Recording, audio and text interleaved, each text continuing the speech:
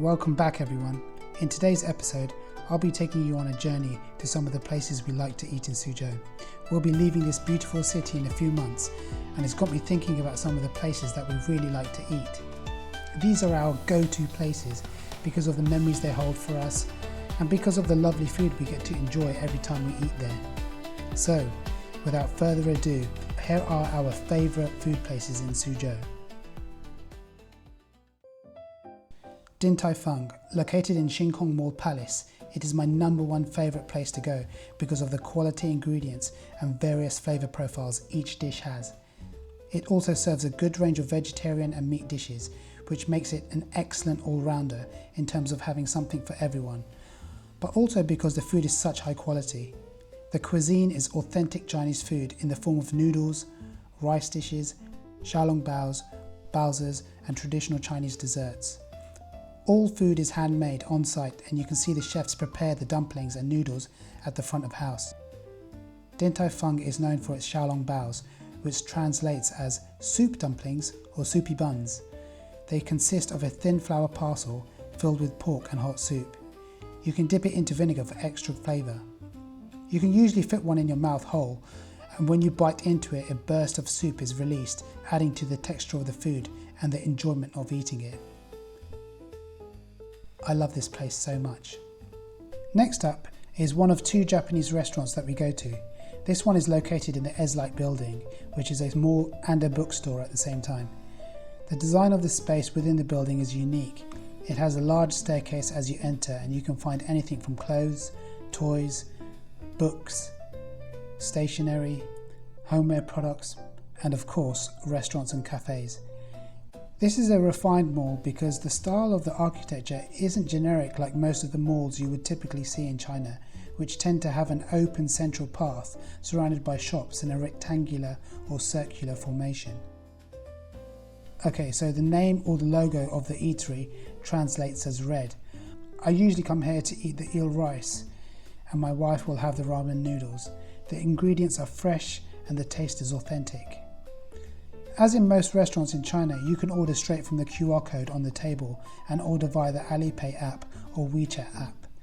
The restaurant menu comes up and you order what you want. On this day, we ordered miso soup, pork chop noodles, Chinese seaweed, a salad and eel rice. The Eslite building mainly has eateries in the basement and on the top floor. I like the fact that it has a mixture of bigger brands alongside smaller independent businesses. Next up is the Noodle Gallery. Their selling point is geared towards a healthy, nutritious diet consisting of various meats, rice, noodles and vegetables and herbs. Their bone broth noodle soup with herbal ingredients is particularly nice. The restaurant is located within the basement of the mall and is open and inviting. The barriers look sparse and thin, but they do actually provide a satisfactory feeling of being separated from the people walking by. In the same mall and very close by is Tuna Maki, another Japanese restaurant. This particular branch is not very big and has a cozy and welcoming atmosphere. It is very popular and packed during peak opening hours. It's nice that you can see your food being prepared when you sit at the bar-style seating area. The quality of the food and the service is excellent, and that's why we love coming here. We came here mainly for the sushi, and I usually go for the big avocado salad. We ordered 9 dishes, which came to 230 RMB, which is good value for 2 people.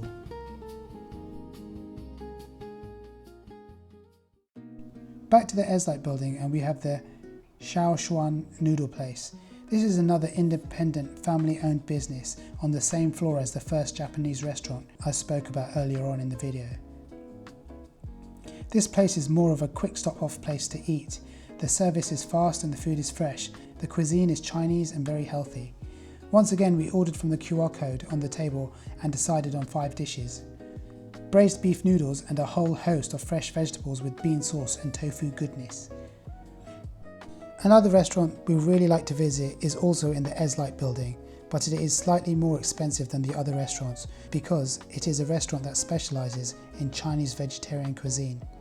Using a range of tofu and mushrooms to mimic meat dishes, as well as a variety of quality Chinese vegetables and sauces, you can expect top-notch service and quality ingredients with diverse flavour profiles that are unique to this restaurant.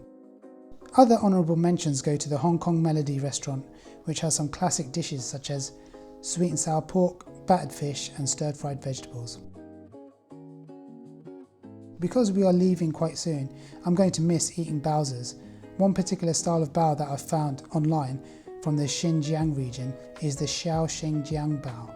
It is a lamb and onion filling with various spices wrapped in a triangular flour pastry parcel that is topped with black sesame seeds. It kind of resembles a samosa, but it isn't a samosa. I hope you enjoyed this video.